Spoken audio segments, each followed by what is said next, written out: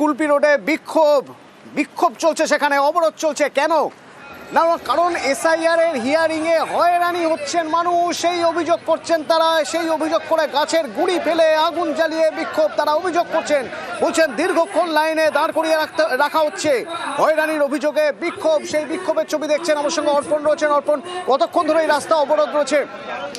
প্রায় এখন ঘন্টাখানেকের উপর হতে চললো রাস্তা অবরোধ। তবে এই মুহূর্তে প্রশাসনের পক্ষ থেকে তাদেরকে আশ্বস্ত করা হচ্ছে যে যারা বয়স্ক রয়েছেন তাদের দীর্ঘক্ষণ লাইনে দাঁড়ানোর কোনো দরকার নেই।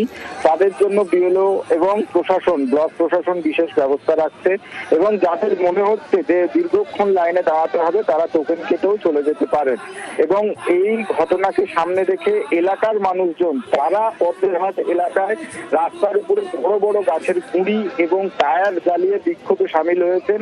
এলাকার সাধারণ মানুষ তারা যেটা জানাচ্ছেন, প্রথমে তাদের নাম সঠিক থাকলেও তারপরে একাধিক ইস্যুতে তাদেরকে নোটিশ দেওয়া হচ্ছে, এবং একাধিক বুথেই দেখা যাচ্ছে প্রায় শতাধিক মানুষের তাদেরকে হিয়ারিং এ ডাকা হচ্ছে, এবং হিয়ারিং এ ডাকার কোনো রকম কোনো যুক্তি তাদের দিক থেকে পাওয়া যাচ্ছে না। তাদের নামের কারণ সমস্যা রয়েছে এমন বলে তাদেরকে ডাকা হচ্ছে, অথবা তাদের ডকুমেন্টস যেগুলো সাবমিট করা হয়েছিল সেই ডকুমেন্ট ঠিক বলেও অনেকেকে নোটিশ দিয়েছে। আর এরই প্রতিবাদে দীর্ঘক্ষণ দাঁড়াতে হচ্ছে, সেই কারণেই রাস্তার উপরে তারা অবরোধ শুরু করেন।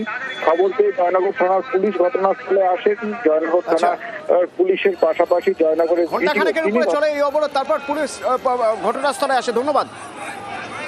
যে মৃত ভোটার সে বাদ যাবে, যে হচ্ছে ভুয়ো ভোটার সে বাদ যাবে, কিন্তু বৈধ ভোটার যারা তাদেরকে আজ হয়রানির মুখে ফেলতে হচ্ছে। হিয়ারিং এর নামে তাদেরকে হয়রানির হয়রানির মুখে পড়তে হচ্ছে। সেই হয়রানি কেনই নির্বাচন কমিশন করছে তার জন্য আজ আমরা এই প্রতিবাদে অবস্থান করছি।